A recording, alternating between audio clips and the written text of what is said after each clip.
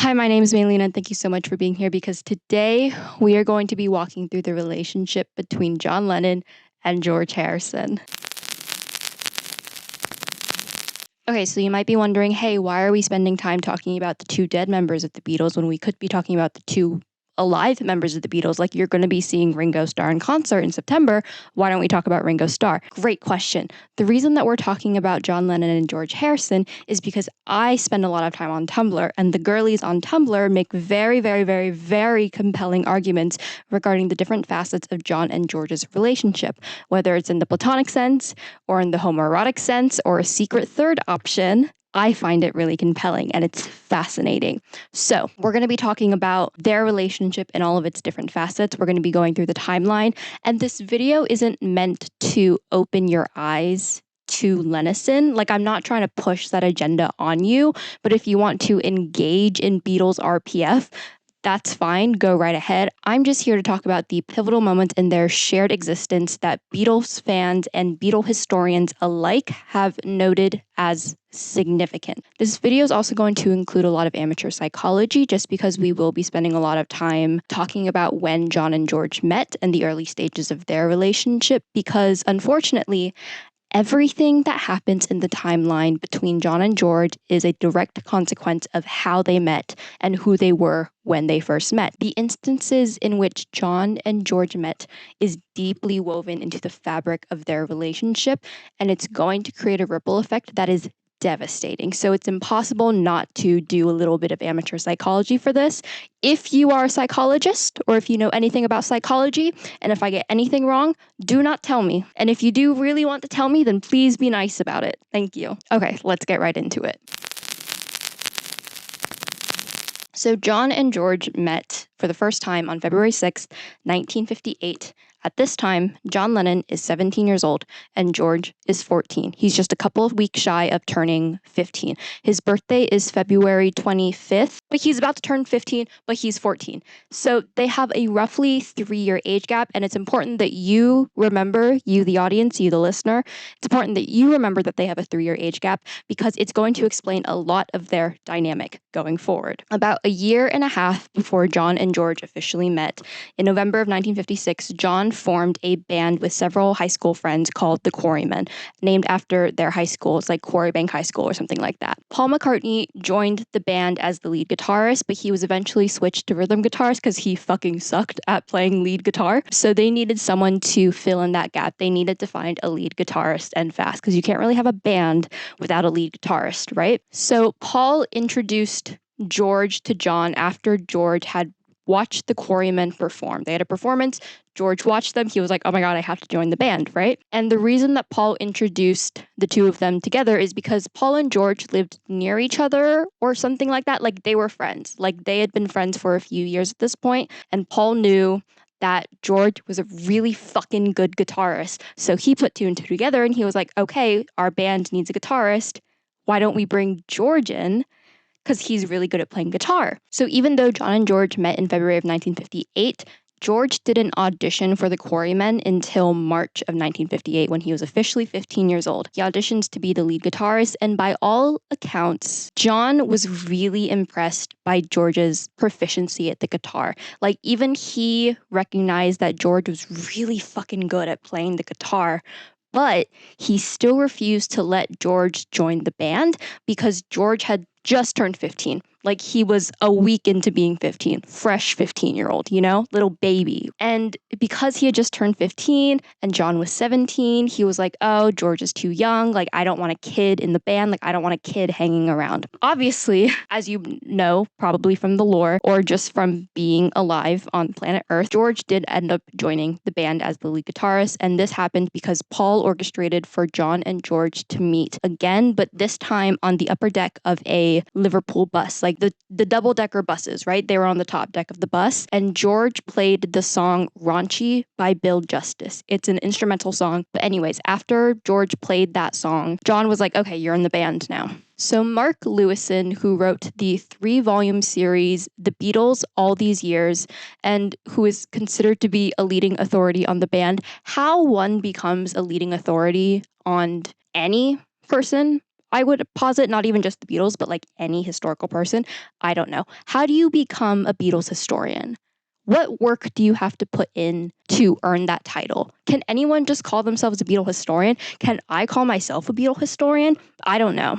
Anyways, Mark Lewison has noted that George's admittance into the band is what led them to going electric, because the Quarrymen were originally a skiffle group, and skiffle sounds fake, but it is a genre of folk music that took elements from blues music, from bluegrass, from jazz, American folk, all these things. John Lennon was playing the banjo. You get the vibe. George entering the band turns them electric. It turns them towards rock and roll. And I'm not saying that George introduced them to rock and roll. Like, obviously, John Lennon, big Elvis Presley fan, loves rock and roll, loves Buddy Holly. Like, they are fans of rock, but they were just doing mostly skiffle music before George joined the band. It's also shortly after George joined the band that all of John's high school classmates that had made up the band's numbers quit. They didn't want to be in the band anymore because they weren't actually that invested. So that just left John, Paul, and George as the sole members of the band. Also, all three of them were guitarists. Yep, this is a band of 3 guitarists. We have no bass, we have no drums, we have no rhythm section at all.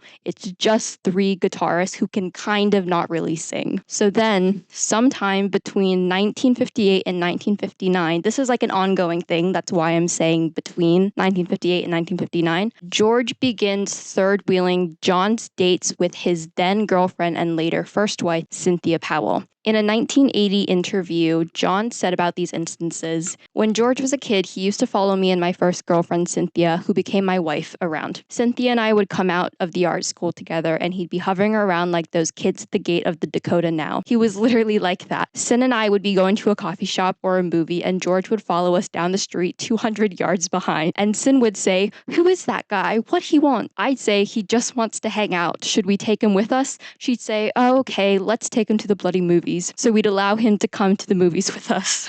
Now, you may be thinking that the reason George was following them around is because he had a crush on Cynthia. And maybe that's true. I don't know. No one's ever said that. No one's really posited that theory. But most people posit that it wasn't Cynthia whom George wanted to be around, it was John. And this is where their age difference is really going to come into play. And this is what their relationship is going to revolve around for the rest of time. Because many fans and Beatle historians alike have pointed out that Paul and George have an older brother, younger brother type of relationship. Because Paul is like a year older than George. He's like 8 months older than George or something like that. And Paul has said in like many, many interviews, like, that's my little brother. Like, that's my baby brother. Don't call him your baby brother. Paul actually has a younger brother, so I don't know why he's saying this. Anyways, so whereas Paul and George have an older brother, younger brother type of relationship, Peter Brown, who was Brian Epstein's personal assistant before Brian's death in 1967. Brian Epstein was the Beatles' original manager, like he discovered the Beatles. So Peter Brown is Brian's assistant. Peter Brown and a guy named Stephen Gaines proposed in the book The Love You Make, an insider story of the Beatles, that the reason George trailed after John and Cynthia so incessantly on their dates was because George idolized John. More private than actually shy, it was obvious that George idolized John and did everything he could to emulate him. A little too young to be seriously dating, he had no idea that the young couple might have wanted to be alone, particularly on dates. But George was always lurking around in the background trying to get John's attention. Although Peter Brown had received permission from all 4 Beatles members in 1979 to write the book, they viewed the final product as being a sort of betrayal because of how unflattering and scandalous it made them out to be, which I haven't read the book. I don't really plan on reading the book, but I would believe it. I would believe that Peter Brown and Stephen Gaines portrayed them as flawed and messy human beings, as they are. Like, they are incredibly fucked up people, said with love. And they weren't particularly happy about that. Also, apparently, a majority of the text is dedicated to John Lennon and Brian Epstein, particularly Brian's homosexuality. And I guess kind of theorizing, commenting on the weird homosexual tension between John and Brian. So you can take that as you will. But the idea that George idolized John isn't a piece of fiction that was invented by Peter Brown. Like Tom Petty, who's also a musician, he was very good friends with George up until George's death in 2001. Tom Petty commented on John's lasting influence over George in an interview with Rolling Stone magazine. Why did I say it like that? With Rolling Stone magazine after George's death. He said, he told me he really, really admired John. He probably wanted John's acceptance pretty bad, you know? All this to say, George idolized John. Like, he idolized John a lot. And he idolized John so much that he based his taste in women to John's obsession with the French actress Brigitte Bardot. Brigitte Bardot is one of the most beautiful women in the world. Look up a picture of her. She's gorgeous. She's also incredibly racist and xenophobic. So if you're wondering, like, hey, why are we talking about Brigitte Bardot? Isn't she a bad person? She is a bad person. But for the sake of this video and for the John and George lore, I do have to mention her. So keep that in mind when I am talking about how infatuated both John and George were with Brigitte. And when I say that John was infatuated with Brigitte Bardot, I mean he was infatuated. I saw an image recently. I don't know how accurate or true this image is, but it is an image of John's like teenage childhood bedroom at Mendip's, which is the house that he grew up in with his aunt Mimi. It's like a recreation of his childhood bedroom, and there are only 2 posters up on the walls. One of them is of Elvis Presley, whom he idolized because he loves Elvis, he loved rock and roll. And the other picture was of Brigitte Bardot. Like, John was in love with Brigitte, he was obsessed with her, and according to John in an interview, all my girlfriends who weren't dark-haired suffered my constant pressure to become Brigitte. By the time I married my first wife, who was a natural auburn, she too had become a long-haired blonde with the obligatory bangs. You look at pictures of Cynthia during like the early 60s, during the Beatlemania era, she is blonde. She has the blonde hair, she has the bangs, like she looks like Brigitte Bardot. George, because he idolizes John, quickly adopts his fascination with Brigitte and the Brigitte Bardot look. And I posit this theory, and I think this theory is correct because George literally said himself, I remember the first time I gained some respect from John was when I fancied a chick in the art college. She was cute in the Brigitte Bardot sense, blonde with little pigtails. And the real clincher comes with George's first wife, Patty Boyd, who just naturally looks like Brigitte. Like, she has the same like cherubic face, she has the same blonde hair, looks like Brigitte Bardot in a big way. Patty Boyd is beautiful, by the way. Look up pictures of Patty Boyd. By the way, Patty Boyd is on Twitter. Like, she's active on Twitter, not in like the J.K. Rowling, like brain rot, awful person kind of active on Twitter. I like her Twitter account. I follow it. It's very fun. Anyways, Patty is very beautiful, and both John and George were keenly aware of how physically similar she was to Brigitte Bardot. And according to Cynthia, in the early days of George and Patty's relationship, George would constantly bring up the fact that Patty looked like Brigitte to John as a way to impress John. Like, he was telling John, like, oh, she's so beautiful, she looks like Brigitte. And he was hoping that in doing all this, John would be like, yeah, right on, man, you know? Weird. I don't really know how men's minds works, but whatever. And like, this isn't me diminishing George's feelings or attraction to Patty. Like, motherfucker wrote something for her, so obviously there was something like very deep and beautiful between the two of them. But I do think that it's really interesting that both John and George's first wives physically resembled Brigitte Bardot, because both of their second wives, Yoko Ono and Olivia Arias, respectively, are women of color. Like, they are women of color, and thus they look nothing like Brigitte Bardot, who is like the Aryan dream, you know? Blonde hair, blue eyes. So this isn't me saying that their physical interest in Brigitte Bardot types, in nymph-like girls, was the only thing they had in common. Obviously, they have a lot of other things in common, but I think that George, at a young age, he's like 15, 16, whatever, basing his type in women on what the older John Lennon liked is very fascinating. Like, psychologically, it's so fascinating, and it makes their relationship more nuanced, a little bit more fucked up, but very nuanced nonetheless, because not only is George looking to John for example of how to be a musician, like that was what originally drew them together, like their love of music, their ability to play together in a band, but George is also looking to John on how to be a man, how to seduce women, what kind of woman to go after. And then in March of 1960, the Beatles meet Royston Ellis, who was a popular English beat poet at the time. The only reason I'm bringing this up is because Royston was actively bisexual. He was actively bisexual all his life. I love a bisexual king. I'm filming this at the end of Pride Month. I love you, bisexual people. Let's go. Okay, this is the representation that we need. And when he met the Beatles, who at this time were made up of John, Paul, George, and Stuart Sutcliffe, who was John's friend from art school, they were hanging out. They were having a good time. They were his backing band during his poetry reads because he liked to have live music playing while he was reading his poetry to the masses. While they were hanging out, while they were like having a good time, Royston was also introducing them to queerness and sexuality, which was a big taboo topic for these guys because I don't know if you know this, but 1960s middle to lower class Liverpool is not a liberal place. So they all became pretty good friends with Royston Ellis, but John especially was very good friends with Royston. And whether this friendship developed before or after John found out about Royston's sexuality, I have no clue. In any case, at some point during his stay in Liverpool, Royston was talking to the Beatles about queerness, especially in Soho, like Soho in London, not Soho in New York. And of this, Paul McCartney has said, "The first time we ever heard about gayness was when a poet named Royston Ellis arrived in Liverpool with his book Jiving with Gyp. He was a beat poet. Well, phew, we don't meet them in Liverpool. And it was all break me in easy, break me in easy. It was all shagging sailors, I think. We had a laugh with that line. John became quite friendly with Royston. One thing he told us was that 1 in every 4 men is homosexual. So we looked at the group. 1 in every 4, it literally meant one of us is gay. Oh, fucking hell, it's not me, is it? We had a lot of soul searching to do over that little one. And can I be real for a second? Can I be really real for a second? If you are a guy and you hear 1 in every 4 man is gay, and your first thought is, oh my God, it's not me, is it?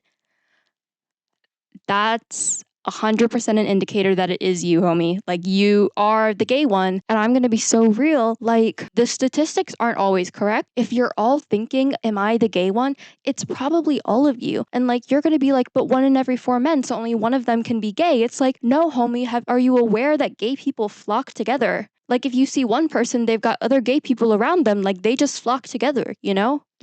So anyways, and that's it. That's Royston's only contribution to this video. He's never going to come back again. I just wanted you to know that because John Lennon and George Harrison are aware of bisexuality. So just keep that one locked in your little noggin, okay? So then in between August and November of 1960, the band's manager at the time, Alan Williams, arranged a 4-month-long residency in Germany, first at the Indra Club, then at the Kaiser Keller. This is when George's age really bites them in the ass. First, because at this time, 17-year-old George and the rest of the band, all of whom are 18 and older, they are, he's the youngest, he's the little baby of the group, they are playing 8-hour-long gigs, 7 days a week for 4 months. So that's the first reason why George's age fucks them over.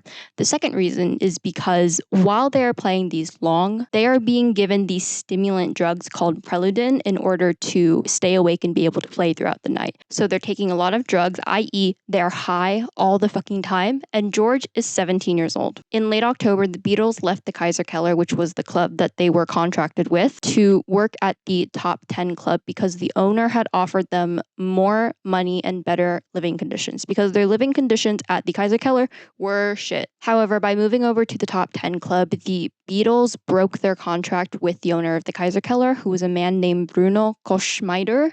On their part, it's an inherently shitty thing to do. Don't do that. You have a contract, talk to the owner, try and work around your contract, whatever. Don't just do that. So that being said, I totally understand why Bruno does what he does next. And it's what he does next is obviously also really shitty, but I think they had it coming for them. You're going to get shit like this happen because Bruno Koschmider retaliates by reporting George to the German authorities because it was illegal for anyone under 18 to be in any club after midnight for whatever reason. If you were under 18 and the clock struck midnight, you had to go. You had to be out the door and you had to be gone. George was 17 years old. So he had been breaking the law the entire time that he was in Germany. Germany. Obviously, there's like, it's like a backhanded thing. Like, hey, you're reporting this kid for working at your club past midnight and he's 17 years old, but also you were the one employing him and you knew that he was 17. So like, what the fuck are you doing, man? On November 21st, George is deported back to Liverpool by himself. The only people to see him off at the train station is Stuart Sutcliffe, who was the original bassist of the Beatles, and his fiancée, Astrid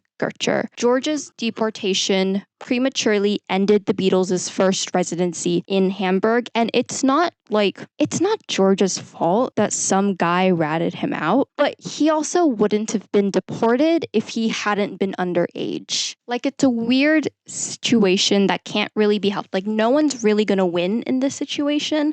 Like, look, if I were John Lennon, I would be pissed the fuck off that my friend and bandmate, who's 3.5 years younger than me, inadvertently caused us to lose our residency spot. Like, the biggest gig we've had so far, just because he's a little baby. Like, legally a little baby. I'd be pissed off. I'd be extra pissed off because playing those concerts constantly, like playing 8 hours a day, 7 days a week, made us better performers. Because, like, here's the real thing. The Beatles were not good performers before Hamburg. Like, they were not good performers. They were not good at it, but playing constantly in Hamburg forced them to become better performers. So obviously Hamburg was very good for them. So George's deportation prematurely ending their residency, it's like, okay, so like, fuck, like, we have nothing else now. Like, this was our big thing. Like, we had this and now it's over because you had to go get deported. Look, as far as I know, John has never said explicitly that it was George's fault that the Hamburg residency fell apart, but I think we can accurately speculate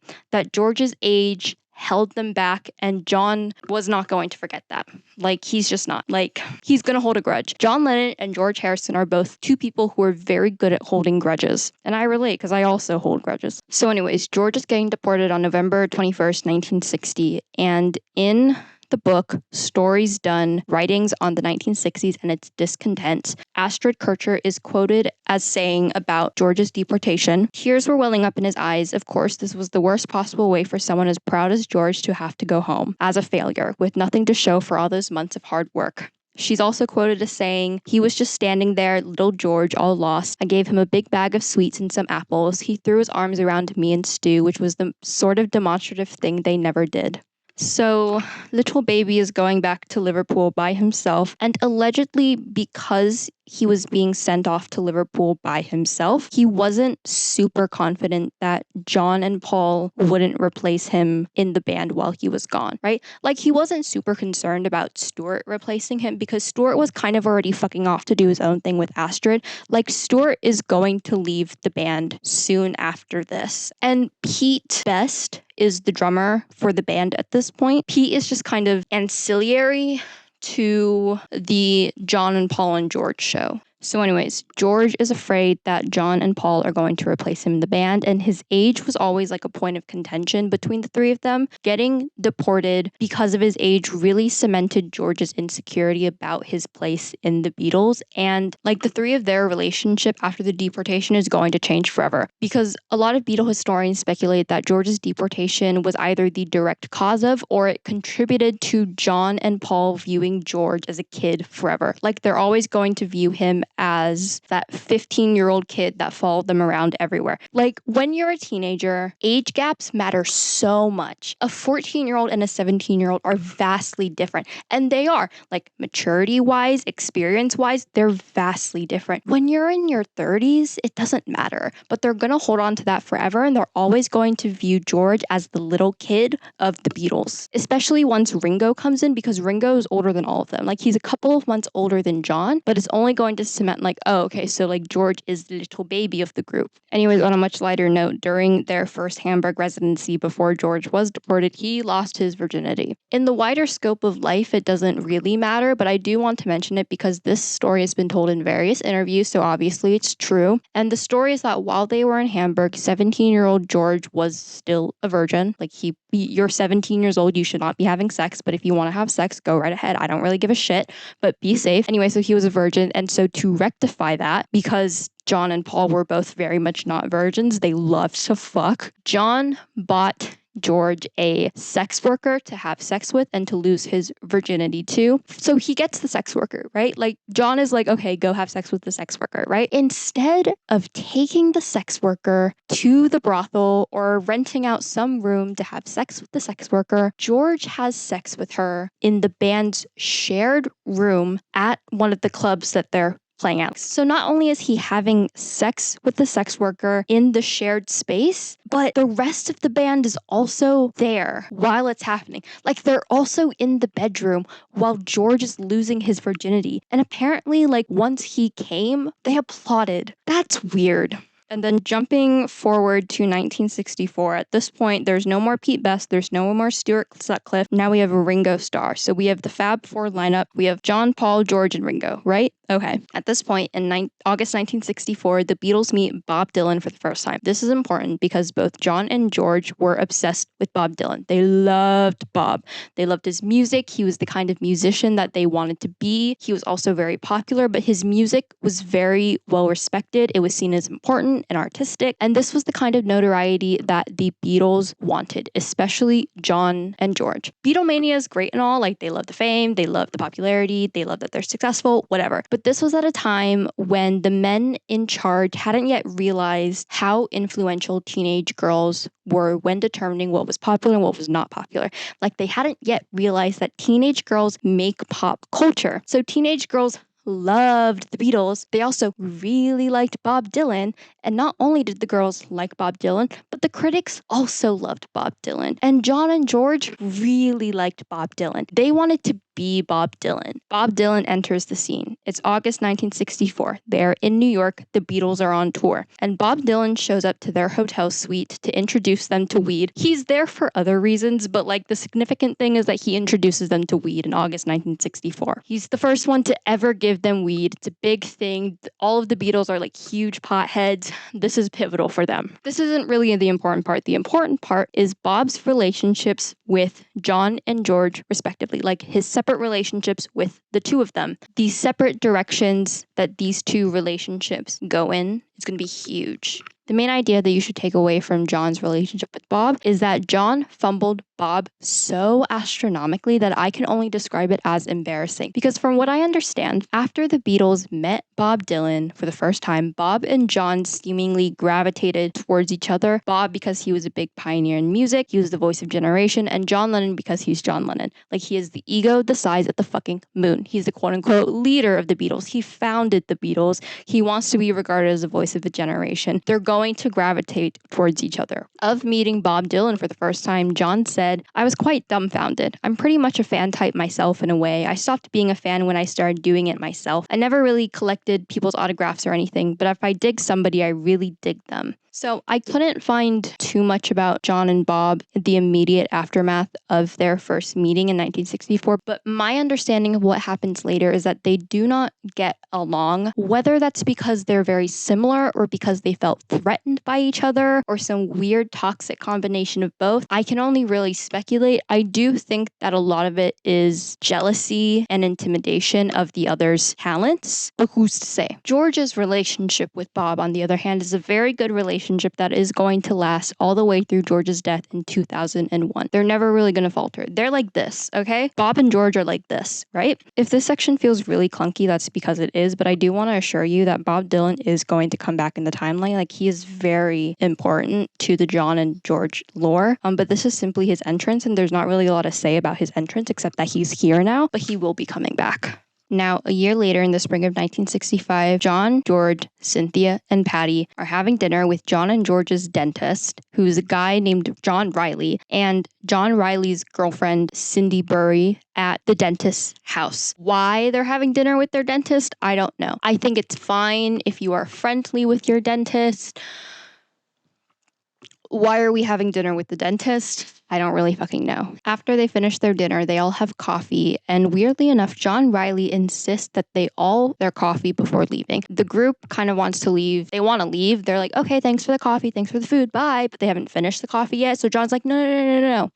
Finish the coffee first. So they finish the coffee. Don't do that. But they finish the coffee because why would their dentist ever lead them astray? You know, they have no reason to doubt this dentist. And it's right before they leave his house that John Riley tells John Lennon that he had laced the sugar cubes they had put in their coffees with LSD. So now they have been drugged with LSD. This is the introduction of LSD to the Beatles timeline. Obviously, like, none of them are super happy about being drugged by LSD, although Cindy Barry alleged that both John and George had previously shown interest in trying LSD, but would only do it if they didn't know the drug was being administered beforehand, which is what happened at this instance. So, like, who's to say if they actually wanted it or if Cindy Barry is lying? I don't really know. John, George, Cynthia, and Patty are freaking the fuck out. They're like, oh God, we have LSD in our system. We didn't want LSD in our system. Now we are high on LSD. Oh God, they're all tripping on acid. It's not good. They leave John Riley's house in George's Mini Cooper because he has a fucking Mini Cooper. Stupid. And they end up at the Ad Lib Club. The Ad Lib Club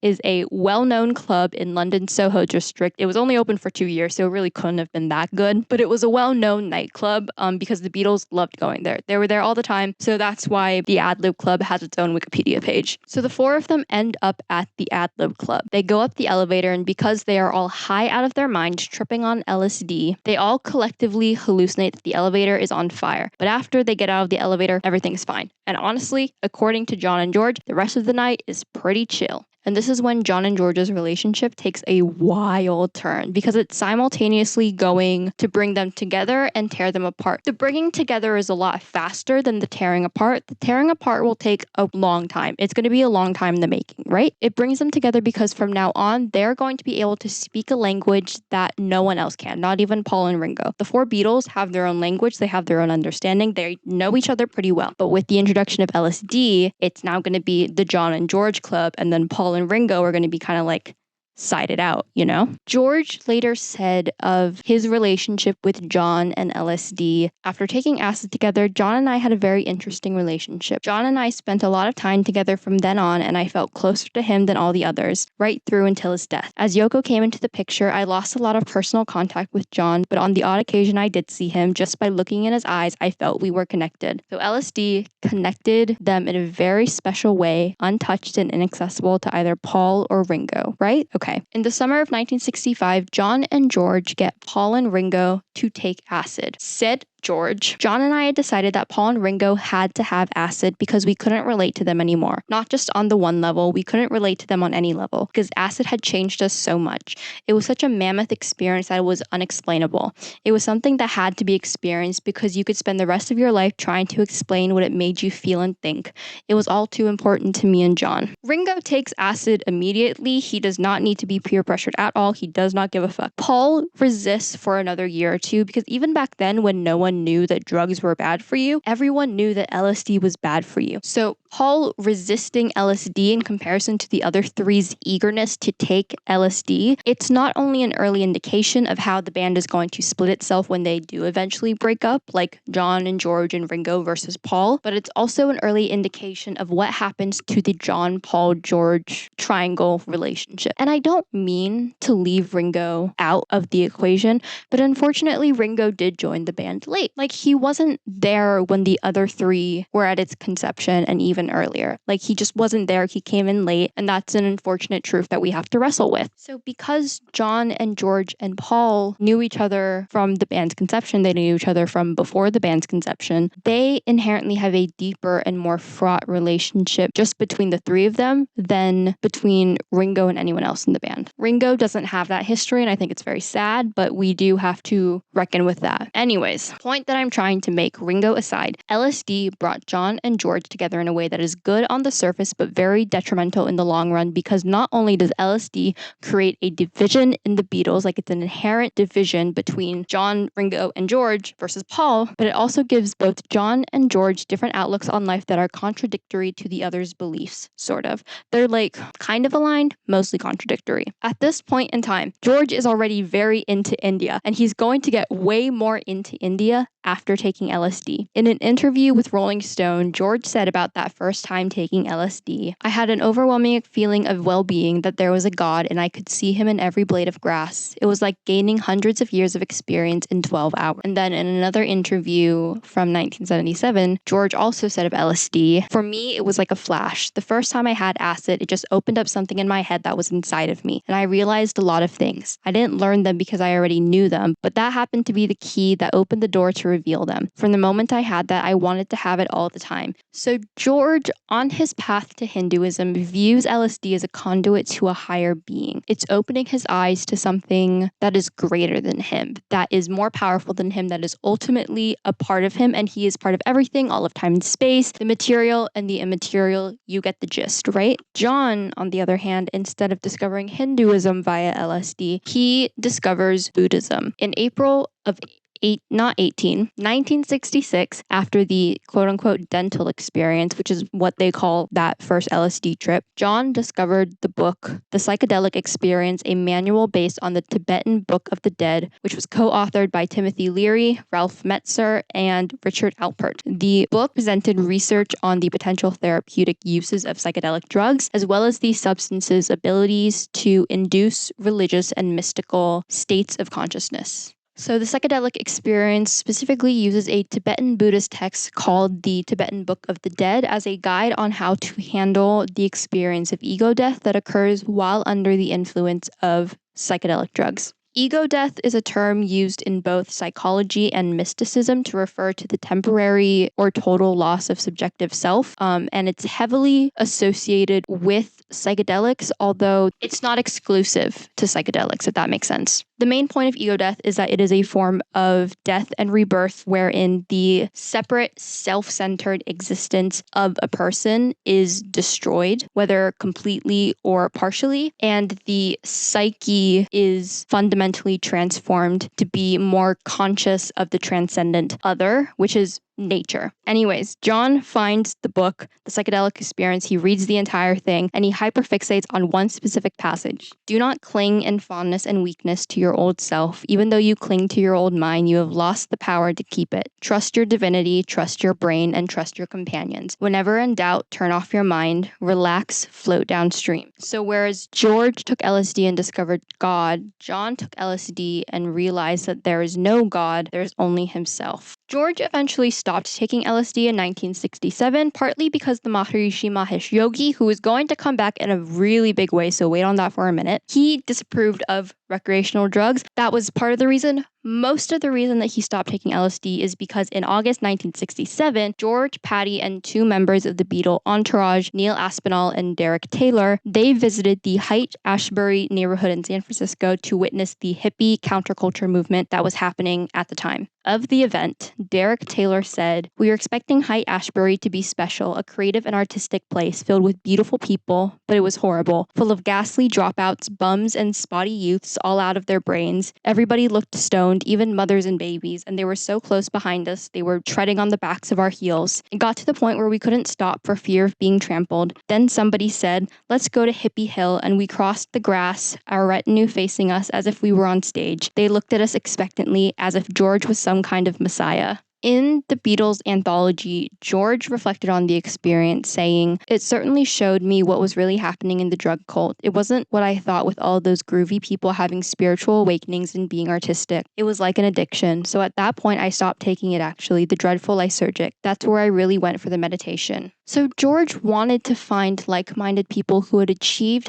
enlightenment via psychedelics because he thought that he had reached higher consciousness. But when he went to San Francisco, he found that the park was full of young, mostly affluent young people who were addicted to drugs. So this is when the Maharishi Mahesh Yogi comes back into the picture, because the Beatles, mainly John and George, become huge advocates of transcendental meditation, which was a meditation technique developed by the Maharishi. Like, it's his meditation technique. George especially endorsed transcendental meditation as a means of attaining higher consciousness after the fiasco at Haight-Ashbury and his ultimate disillusionment with psychedelic drugs. So he dropped psychedelic drugs and he picked up meditation. So the Beatles first attended a 10-day transcendental meditation seminar in Bangor, Wales at the end of August 1967. They were joined by Mick Jagger, Marianne Faithfull, who was his girlfriend at the time, Mick Jagger's girlfriend at the time. Also, there was Cilla Black and Patty's sister, Jenny Boyd. Marianne recalled of the seminar that there was a split in how the Beatles perceived the Maharishi and his teachings, whereas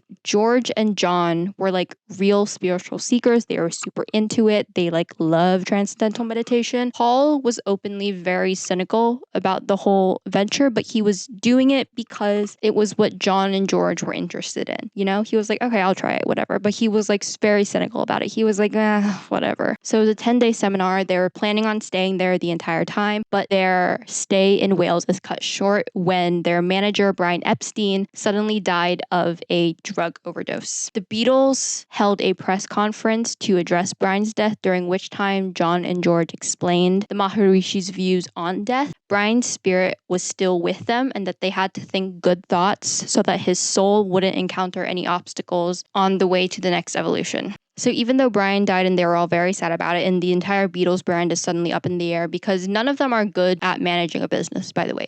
After Brian dies, they all make the most fucked up business decisions you will ever encounter in the history of the world. They're so bad at it. They attract scammers like it's their fucking job. It's like a fly to honey. So after Brian's death, the Beatles made plans to spend time at the Maharishi's training center in Rishikesh, India in February of 1968. Between Brian's death on August 27th and their departure to Rishikesh in February, John and George promoted transcendental meditation either together or separately on live television, and this resulted in transcendental meditation becoming a worldwide phenomenon. Did a lot of the Western world suddenly think that the Beatles were weirdos? Absolutely. Absolutely. Yep, the Beatles are super weird at this point, but their consistent promotion of transcendental meditation and of Eastern spirituality in general gave it global appeal. And is there still colonization in that? Absolutely. India, unfortunately, is forever going to be colonized by the British Empire. They are never going to recover from what the British Empire did to India. Holy fuck. Unfortunately, this is going to do irreparable damages to India, and it's also going to do irreparable damages to the West's perception of India and Eastern spirituality. But we have to move on. Yes, their obsession with India and Eastern spirituality is really weird. I think it's so weird that John and George were like, we love India. And you can appreciate it, but what they're doing at this point in time, that's not appreciation, baby. That's appropriation. And I'm gonna say that with my whole fucking chest, okay? They are appropriating the fuck out of India right now. All of this is leading up to the world's messiest group vacation the Beatles have ever and will ever take. This is the trip to India in February of 1968. They went to India to take part in a transcendental meditation retreat led by the Maharishi Mahesh Yogi. I have no idea how long this retreat was supposed to be. I think a few months. I don't really know how many a few months is, but it was supposed to last for a few months. Ringo left after 10 days because he has a sensitive constitution as a result to having tuberculosis as a child. So he packed a suitcase of beans, and then when he ran out of beans, he left the country. He was like, I'm done. I can't eat any of the food because I'm probably gonna die because of the tuberculosis that I had as a child. So Ringo left after 10 days. Paul left a few weeks later to attend to business matters regarding Apple Corps because this is one of the bad business decisions that they made after Brian's death. They decided to start a company called Apple Corps. Bad.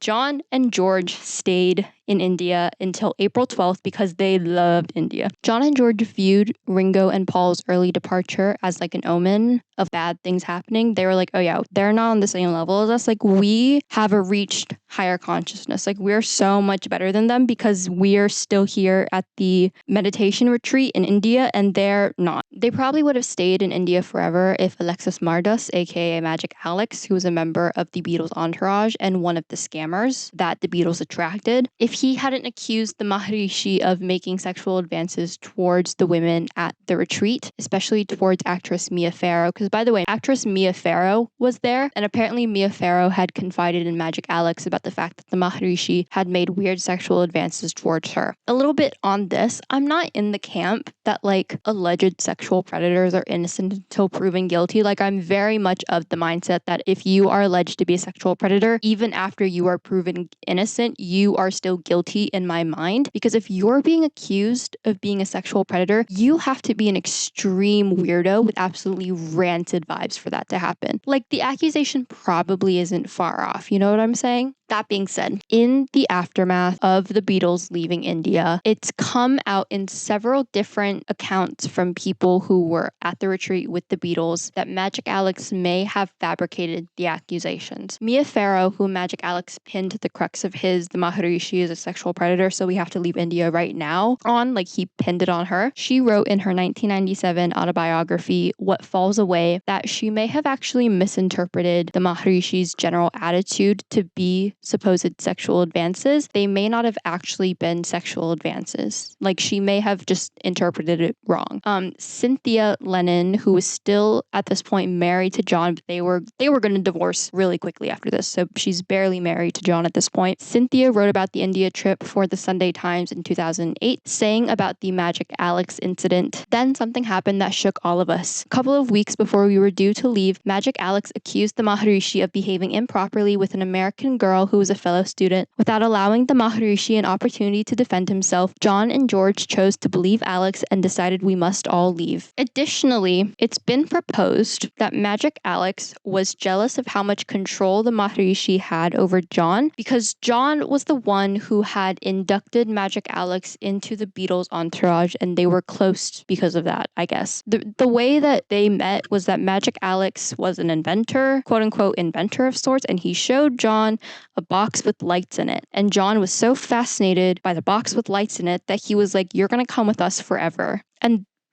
I guess that's enough to get you into the Beatles entourage, but also it's not hard to put lights in a box. Like, this is fucking stupid. They're all so fucking dumb. Don't trust the guy named Magic Alex who puts lights in a box. Fuck you, man. Anyways, Magic Alex and John during the India trip, they would frequently take walks through the woods, and it was during one of these walks that John revealed that he and George were planning on donating a large part of their income to the Maharishi's bank account, which is insane and concerning because the Beatles love their money. And also, like, why would you do this? Even if you didn't love your money, like, why would you do this? Don't donate a large, don't do that. Don't do that. Like, their income forever, like their forever income. They're always going to be funding whatever the fuck this guy's doing. That was their plan. It's fucking stupid. This is when reportedly Magic Alex began insisting that the Maharishi was a freak, and he was so insistent that even George, who was the Maharishi's biggest fan, began to believe the accusations.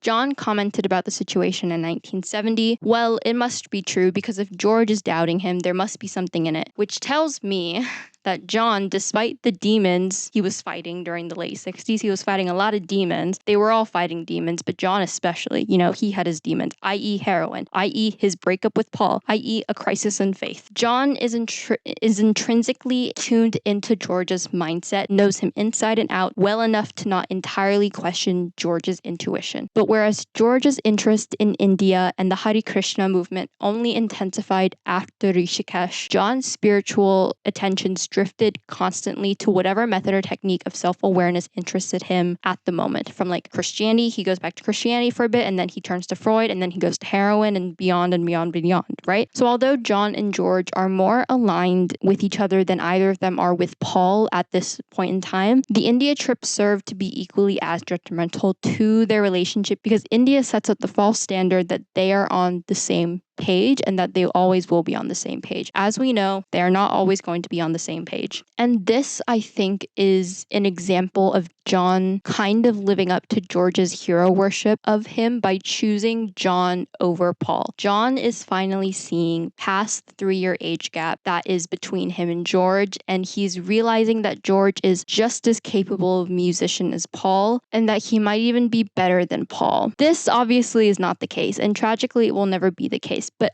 if I were to put myself in George's headspace at this time, like I would think that. Like that's the conclusion that I would come to. On December 8th, 1980, John did a radio interview where he said on record, "There's only two artists I've ever worked with for more than a one-night stand, as it were. That's Paul McCartney and Yoko Ono. And I think that's a pretty damn good choice." Notice that in that quote, he didn't say George in that statement. In fact, in that same interview, John almost disregards George entirely, saying, "Now, George came through Paul and Ringo came through George, although of course I had a say in where they came from, but only the person I actually picked as my partner, who I'd recognize had talent and I could get on with, was Paul." And I'll admit, I'm taking that quote a little bit out of context because in 1980, John is pissed at George, but we'll get to that in a minute. But even if India made them believe that they were on the same page, or at least if India made George think that they were on the same page, they're never going to be on the same page. Like, John is never going to regard George in the same way that he regards Paul. So throughout January of 1969, the Beatles recorded the album Let It Be along with the companion film, and then in 2021, Peter Jackson released a limited series called The Beatles Get Back, which expands on the film Let It Be with previously unreleased footage. And you might know about this documentary because it's 8 hours long, so fucking long, I've watched it twice. It's awesome. It's a fascinating watch because not only do you get to watch the Beatles kind of make an album, like they're barely making an album, like, and I say this with love and light,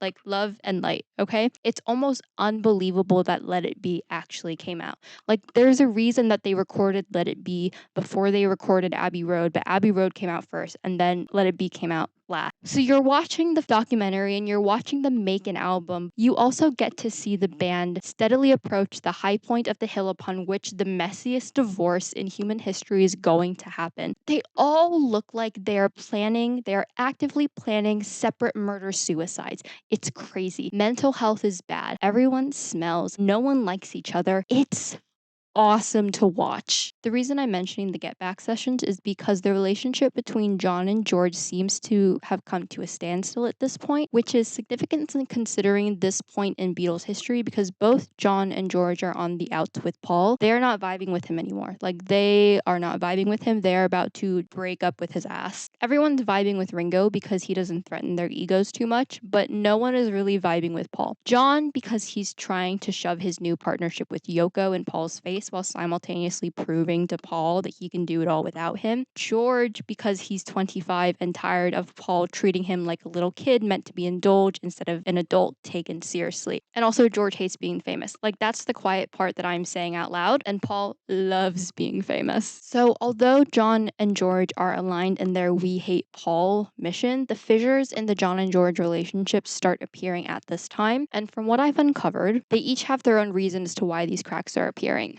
Getting into George's headspace a little bit, let's get in there. Big reason as to why his relationship with John starts to fracture during the Get Back sessions is because of Yoko Ono. And I'm not saying that Yoko Ono broke up the Beatles. Like, the Beatles broke up the Beatles. John and Paul broke up the Beatles. It's their fucking fault. Their massive fucking egos broke up the Beatles. Did Yoko help the situation? No. In fact, I would say that she exacerbated the problems that were already in the group, and her constant presence sped up the breakup process. Would they still have broken up if she hadn't been there? Absolutely. Yoko was in the studio while the boys were doing their music thing every fucking day from the White Album until the end of the Beatles. If you watch the Get Back documentary, if you also just watch like Let It Be, like they're the same fucking documentary, you'll notice that there are a fuck ton of people beyond just the four guys walking in and out of the studio all the time. But the difference between those guys and Yoko is that all of those guys are part of the Beatles entourage. They have been with them basically since Beatlemania, in some cases even earlier than that. Like, they were handpicked by the Beatles to like accompany them or help them out with their like projects and shit like that, right? Yoko, on the other hand, and I don't mean to like diminish her with this one label, but Yoko is John's girlfriend. And the boys, I guess they had a strict rule about no wives or girlfriends in the studio. The studio was very much a boys only club. It was a sacred space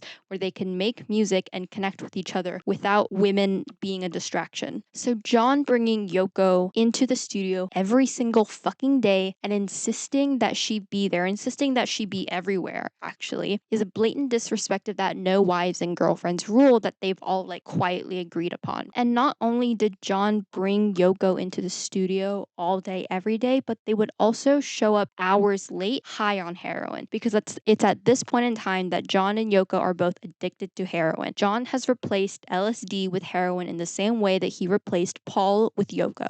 Now, some people have theorized, they've speculated that George was trying to usurp Paul as John's whatever the fuck they were. George was trying to take Paul's place in that. They theorized that George wanted to replace Paul as John's partner, that he wanted to take Paul's place, whatever. And I'm not saying that this isn't true. I think part of it might be true subconsciously.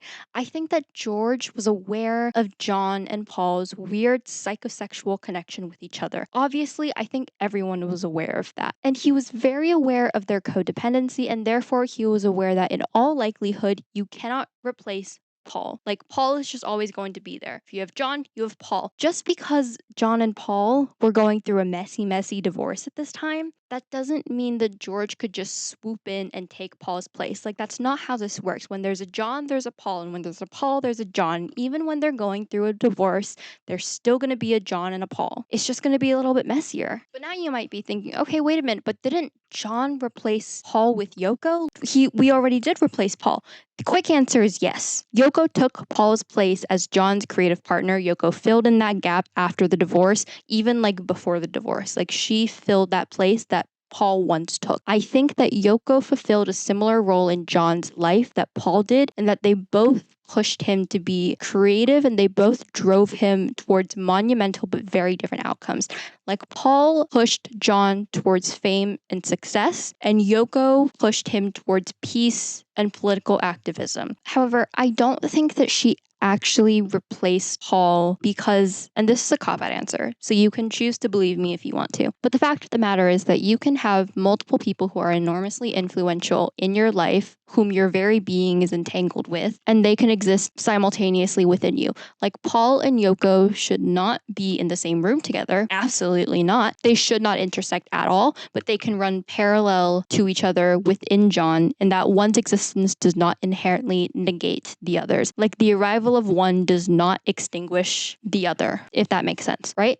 And you see this all the time throughout the 70s, the way that John and Paul gravitate towards each other again and again, and how John and Yoko gravitate towards each other again and again. Like, John is constantly breaking up and getting back together with Yoko and Paul throughout the 70s. Like, it's constant, like, back and forth with each other. They cannot be with John at the same time, but they're always there at the back of mind. So even if John is with one of them, he's always thinking about the other one. Really fucked up situation. I would hate to be in that situation. I hope that kind of love never finds me, which is how George comes back into this situation, because sure, George is embedded in the marrow of John's very existence. Like, he is part of John intrinsically because they were part of the four-headed beetle monster. They survived Beatlemania together. They have a kinship that is irreplaceable, but the kinship of survival is not as strong as the kinship of creation. I think that both John and Paul have described their process of writing songs together as being like a marriage. Like, it's as intimate as sex, and that the end result of creating a song together is like giving birth. Fucked up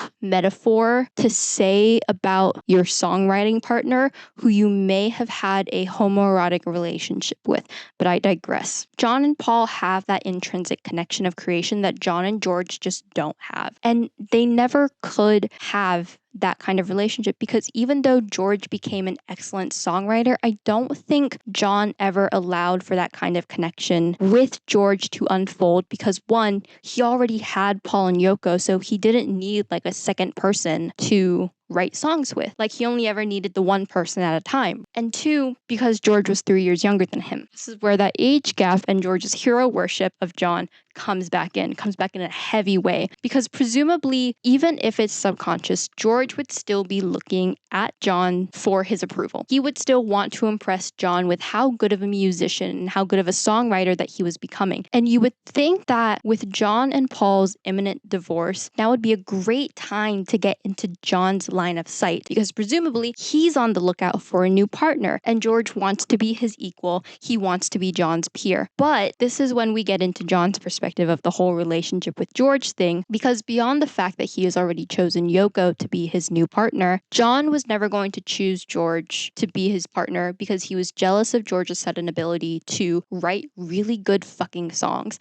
Like with Paul, it was a collaboration. They made great songs together. George could make a great song by himself. And I'm not saying that Paul and John can't make good songs by themselves. Like, they are very capable of making great songs without the other, but their foundation as songwriters started as a pair, as a duo, as a partnership, whereas George's foundation as a songwriter started by himself. It's a very different way of going about the problem, of tackling the problem, you know? And like, that's why George is the first Beatle to get a #1 hit song post Beatles breakup. Like, one of his songs from All Things Must Pass reaches #1. He's the first one to do it. And John doesn't get his #1 until I think the mid-70s or something. I can't remember. But Elliot Mintz, who recently published an autobiography called We All Shine On, it's not a very good book. It's an okay book, but it's a very interesting look into his friendship with John and Yoko and who John and Yoko were as a couple and as like separate people. They're fucked up as a couple, by the way. I hate them as a couple. And like, I think that they're made for each other. Don't get me wrong. I think that they really match each other's freak.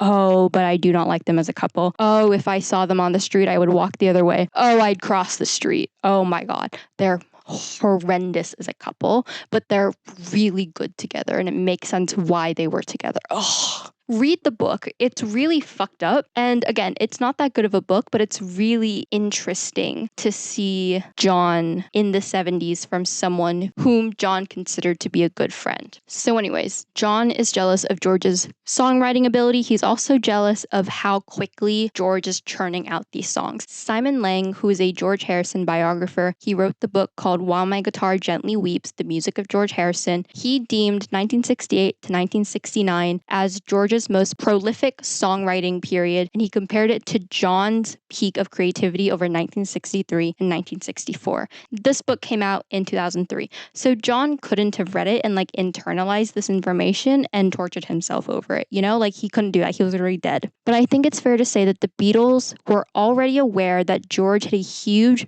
back catalog of songs that were just sitting there by the time the band broke up. Because in Get Back, you see George sharing a bunch of songs that eventually end up on All Things Must Pass. He's playing them demos. He's playing them little bits of the song because he's hoping that one of them will get onto a Beatles album, but they never do. And he even talks to John about how many songs he has. And I transcribed a scene from Get Back that I'll read to you now. George: John, I'll tell you what I'd like to do. You know, I've got so many songs that I've got me, like, my quota of tunes for the next 10 years or albums. I'd just like to maybe do an album of songs. John: On your own? George: Yeah, but I mean, I'd like it so that if, because it would be nice. It would be nice to maybe get them all out of the way. John: Yes, it would be nice anyway. George: And secondly, just to hear what all mine are like together. John: If we put out an LP, we'd say it's the Beatles together, but George is doing an album. George: Yeah, but it'd be nice if any of us could do separate things as well. That way it also preserves the Beatle bit of it more. Because then, John, have an outlet for every little note you want. George: You know, because all of these songs of mine, I can give it to other people to do them good, but I suddenly realized, you know, fuck all that. I'm just going to do me for a bit, you know? I don't know what accent I was doing there, but I was doing something, and it was neither British nor American. It was a secret evil third thing, and I don't know what that secret evil third thing was. Anyways, so they're talking to each other, and George is obviously comfortable with talking to John about this insecurity that he has, because he waits until Paul and Ringo leave the room. He's mostly waiting for Paul to leave the room because he does not want to talk to Paul about this. But George is inviting John into this new facet of their relationship. He is inviting John to be creative with him. And John is listening to what George is saying, but he's not hearing what George is saying. He's recognizing the conversation, but he's not engaging with it. Like, Yoko is engaging with the conversation more than John is. George is writing a ton of stuff, and John, who is addicted to heroin, has sort of drifted away from that. Obviously, John is still very good. Like, he's still got it. Imagine that you're John Lennon, and you're in this daunting situation where you are in the middle of breaking up with your longtime partner, whom you are no longer really writing with, even though writing songs together was the foundation of your relationship with said partner. And the little kid who you let into your band, he's now 25 actually, and he writes banger after banger after banger. He writes Something, he writes Here Comes the Sun, he writes Taxman, he writes Blue Jay Way. He's writing all of these fucking bangers, and he's able to do it because he's only ever written by himself, so he's not as dependent on other people as you are with your ex-lover, with the person that you're getting a divorce from. So imagine you're John Lennon and you're pissed off because this 14-year-old kid is upstaging you in your own band, in the band that you created. So now you've decided that you're going to burn some bridges. Anyways, in November of 1970, the Beatles are already broken up. George releases his first post-Beatles solo album, All Things Must Pass. This album fucks, it rocks, it's a triple album, there are no skips on it, it's so good. Most, if not all of these songs were written during the 1968-69 period. I'm only mentioning this in the timeline because there is a song on the album, it's less than a minute long, honestly. It's called It's Johnny's Birthday, and it was written for John's 30th birthday. George is the only one singing on the song, and he is playing all of the instruments. I just think it's very nice and sweet. Then, in May of 1970, John records the diss track How Do You Sleep in response to Paul's song Too Many People, because this is the era in which they are writing diss tracks at each other. George joins the recording on the guitar, so once again, we have John and George siding with each other against Paul. They're lending their mutual frustration with and anger towards Paul's decision to sue Apple Corps and Alan Klein. They're putting it into this diss track. They are aligning themselves with each other against a common enemy. The energy is so bad that Ringo, who was supposed to be in the studio and like drum for them,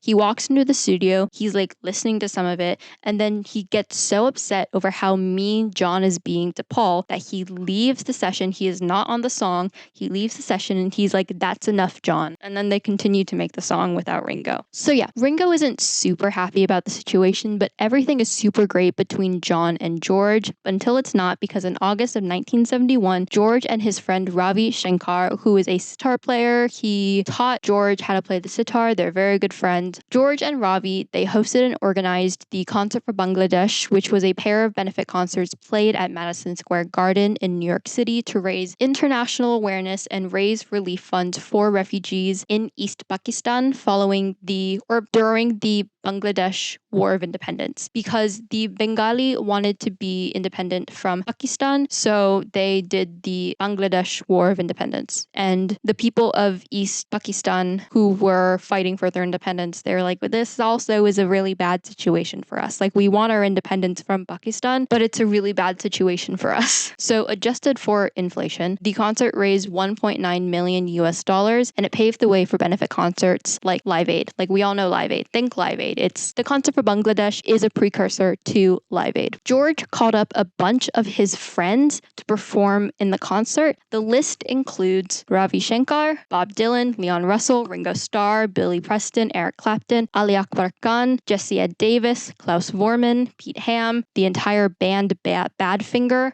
etc. You want to know who was slated to perform but backed out at the last minute? Yeah, John Lennon. George had invited all of the Beatles to perform at the Concert for Bangladesh. Ringo obviously performs, duh. Paul declined the invite because he thought it would be weird considering the fact that he was actively in the middle of a long, drawn-out legal battle with the other three, and he was like, I probably shouldn't be here, and he was right. John was on the fence, because although John and Yoko arrived in New York to attend the rehearsals, John's involvement wasn't a sure thing for two reasons. One, George refused to let Yoko perform because he does not like Yoko, and she was still doing her avant-garde screaming at the time, so that was just a no. 2, because the concert for Bangladesh was expected to be by the public the first time in 5 years the Beatles would perform together on stage. Even if it was just only 3 of the Beatles, they were like, oh my god, the Beatles are coming back and they're going to be performing live. Oh my god, you know? Not only was it expected to be a Beatles reunion, but there were rumors circulating that George wanted the Beatles to reunite, and John was hesitant to even entertain the Beatles idea. Before I go into that, I want to touch on the first point about George refusing to let Yoko perform at the concert for Bangladesh. Because although John was hesitant to perform, Yoko was immediately adamant that she had to perform. Like, she was even willing to perform as a solo artist without John because she believed in the cause. She went as far as to suggest to John that he use his powers of persuasion over George